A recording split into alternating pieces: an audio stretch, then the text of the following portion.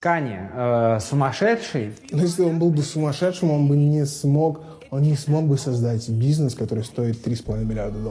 Когда Kanye West скажет что-то, из-за чего его акции упадут на 80%, я скажу, да, он сумасшедший. Когда Kanye West сделает что-то, из-за чего он потеряет весь свой музыкальный каталог, я скажу, он сумасшедший. А пока то, что он говорит, это часть его перформанса, это часть продажи его бизнеса, это часть изложения его мысли. У многих селебрити есть фильтр.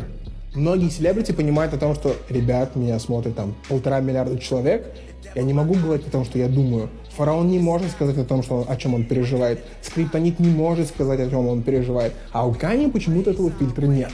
Кани просто почему-то относится к медиапространству и к нам так, будто